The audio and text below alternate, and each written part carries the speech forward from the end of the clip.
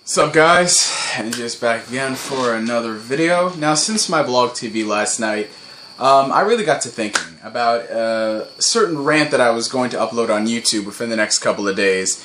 And most of you guys have known it. That was probably one of the most memorable moments of last night at the blog TV, where I really freaking lost it. I don't think I went as crazy as people said, but it was with good reason, and that is regarding Ultimate Marvel vs. Capcom 3. Now, I did say on my Twitter a couple of days, maybe a week ago, that I recorded my rant for the video, but looking back on it while I was editing it, the video was pretty freaking long for YouTube. It was like two 15-minute parts, so I think it was like a 15-minute part, then it was like a 10-minute part, and I really want to try to keep it in just one video. But I do have a Blip account now, blip.tv, so if I ever need to do longer videos, I can put like a shortened version on YouTube, and then you guys can head over to Blip and you can see the full video. That's what I'm going to do. I'm going to debut my first video on Blip with a PS3 collection, so you guys can look forward to that. Well, the full one. It's still going to be on YouTube, but it's going to have to be in parts until on Blip when it's entirely so. Yeah. Ultimate Marvel vs. Capcom 3. Now, I'm pretty sure a lot of you guys who are actively involved in the gaming world, just know anything surrounding the game, know the situation of it, so I'm not really going to explain it. Just watch any rant on YouTube and they'll pretty much go in depth. But today in this video, what I really want to look at were the claims given by Capcom as to why they're releasing this game, and of course, we're going to have fun debunking the excuses that all of the Capcom dick riders have been given. So, let's begin, shall we? Excuse number 1. You guys are really that stupid, aren't you? Don't you realize that Capcom has been doing this for years? They've been re-releasing their games since the 90s with Street Fighter 2. This is nothing new, so why you guys are pissing a big hissy fit is beyond me. Ah, yes, the excuse that Capcom's done it before, this is nothing new, why are you guys complaining? Okay. Yes, Capcom is known, they have become famous, well, I should say infamous, for their practices of re-releasing multiple versions of the same game. Street Fighter 2 being a great example. There was Street Fighter 2, Super Street Fighter 2, Street Fighter 2 Turbo, Street Fighter Turbo 2, EX, Maximum, Alpha, Beta, Condom, Trojan EX. There were 30 versions of the game. 30 versions of the game. Exaggeration, but you get what I'm saying. And they are known to do that.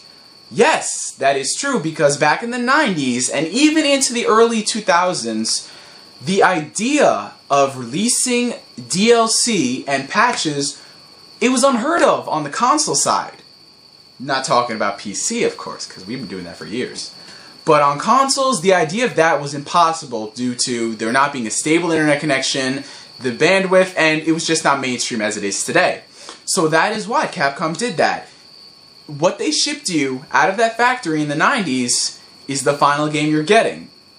Until they release a new version of it. That's the only way. If they screw up in that game, they gotta release an update for it. They gotta release a new version.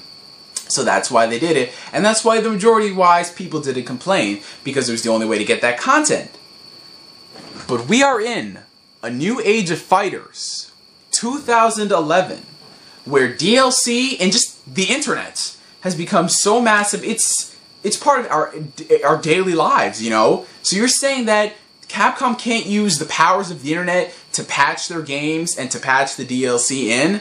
You're saying that it's impossible for them to do that? It was funny to see it in the 90s, like, looking back, like with your friend, if you're stoned, like, damn man, they released like 40 versions for that one game and people bought it. Yes, it's funny to look back on it, but you guys have to get with the times. The world is changing. The industry never sleeps. The industry never remains stagnant. And that is something that just Capcom doesn't want to accept, and that is why it is hurting us, because they are unwilling to jump on the boat. I'm not talking about releasing DLC a day after the game comes out, I'm just talking about in general being able to patch the game for the same game. So, excuse number 1 has been debunked. Excuse number 2. You guys are really that stupid? You don't realize how big the file sizes for the DLC characters and the patches would be if they were to release it on the internet? It would be in the gigabytes! The gigabytes, I tell you! Nobody has that good of internet that they can download gigabytes worth of data, and nobody has the hard drive space for it. That's why we need a retail disc, okay? Wow. So, First off, nobody said Capcom had to release this update all at once. Because, if I remember correctly, wasn't the original plan for the schedule of Marvel vs. Capcom 3 to release it episodically? They would release a couple characters every month or so, and then they would update it as the game goes along to fix some of the characters unbalancing, and just to generally make the game better as it went along. As people discover more things, hey, we can patch that in. Wasn't that the original plan? Do it as we go along? Isn't that the standard practice of the gaming world when they release a game? Yeah, that's what it was. But then they said, fuck that, we released a $60 game that was an alpha. I'm not going to say beta because that wasn't even a beta. And then they expect people to buy this new version with all the things that they promised. Wow. Wow. And we have never downloaded games, and we've never downloaded patches that were more than 2 megabytes, right? Because that's just impossible. Because they release, you know, DLC patches and episodes and expansion packs for these games that are in the gigabytes.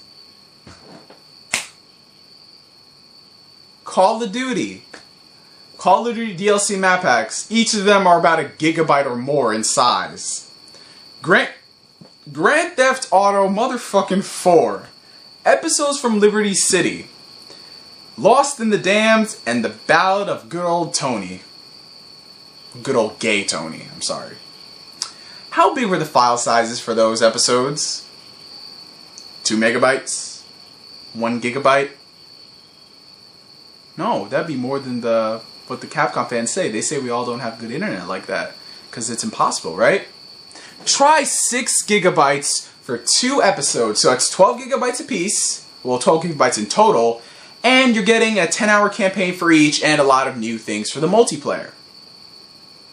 You see the point I'm getting at? That, something like that has become mainstream because the developers like to release it like that, like episodically, if they have to. So I don't know where you guys are saying that nobody has internet connection and nobody has hard drives to where they could download that, because we can. We have hard drives in the 250 gigabytes to 500. If you wanted to, you could buy a terabyte hard drive off of Newegg for $50 and just plug it into your PS3. Again, people, get with the times. Bullshit excuse numero 3. I can't believe you! You guys are all heartless bastards if you say they're releasing this game is wrong because the tsunami crippled the company! They are struggling to keep afloat, and they had to release the game like this because that was the only way they could have! It screwed up their DLC schedule! What part of this is so hard to comprehend? Well, calm down, Grandma, calm down. I gotta make one point straight because I don't want all of the rabid fanboys to go apeshit crazy on me.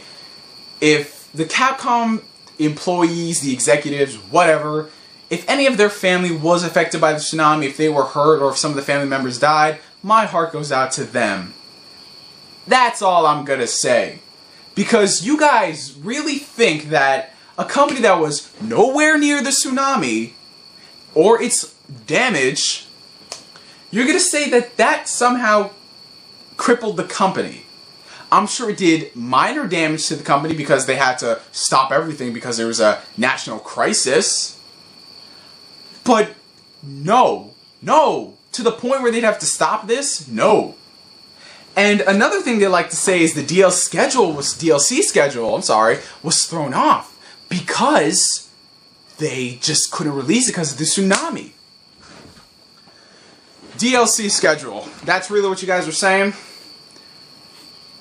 You think that them delaying the characters a couple of weeks is so bad for a game that at the time was barely a month old, and for a game as of this recording is not even a year old.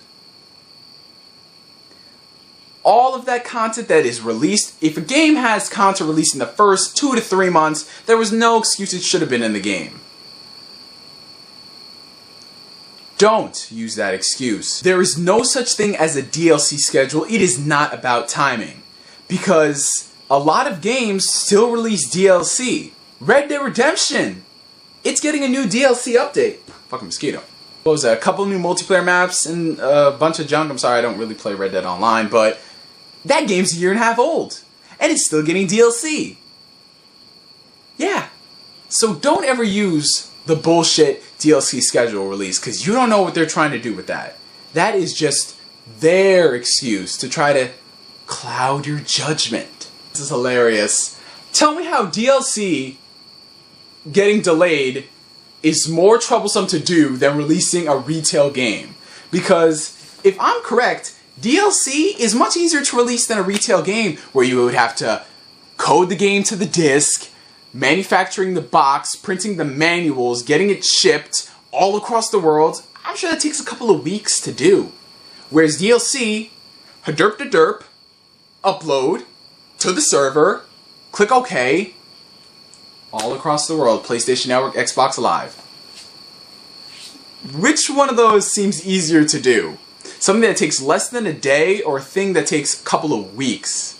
And then you have to factor in if there are natural disasters in those places that would delay the shipment. I think that's a pretty hard situation to judge. And don't you fuckers ever use a national disaster as some sort of, you know, freaking flag, like you're waving around like, this is why they couldn't, this is why they couldn't, this is why I couldn't. You guys should all burn in motherfucking hell for doing that. Because as far as we know, they were not affected to the extent that you said they were. Bullshit excuse number 4. Alright, Neil, I feel you, man. I feel you, man. I see what you're saying. You know, they should have done it like that. The tsunami really didn't cripple a company. You know, their stock didn't fall that much. I feel you, man. I feel you on your point. But come on. You gotta admit that in Marvel vs. Capcom 3, there were a lot of balancing issues. And there was no way for them to patch a fighting game over the internet. They just can't do that because it has to be mastered by pros. They gotta put it onto a disc because they can't properly patch it. So that's why they had to do Ultimate Marvel vs. Capcom 3. Because that was the only way.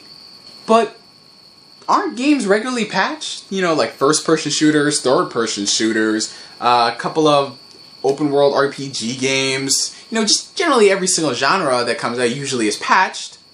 But it's a fighting game, right? Because fighting games just can't be properly balanced through a patch. It's not possible, right? Ah, so you see what I'm saying, Neil? You see, it makes sense. It makes sense. You feel me now? You feel me? Yes, I do feel you that you're an idiot and fighting games can't be patched, right? Right? Motherfucker, we can do this all day. We can do this all frickin' day.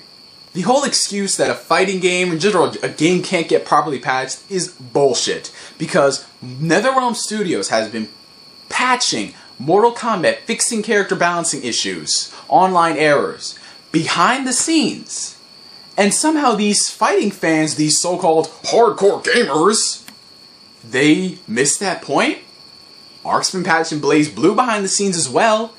And if you guys are saying in Capcom and all their knowledge can't patch this game, well, aren't some of Capcom's other fighting games patched, like Street Fighter 4, the other update to Street Fighter 4, and the other update to Street Fighter 4? Didn't those games really patches? Didn't they get patches? And wait a minute, wasn't there a situation a couple months ago that made headlines of a certain character in your game? He got nerfed. He got nerfed. Oh, God, what the hell was his name? It rhymes with mentinol, parentinol, pentinol. What?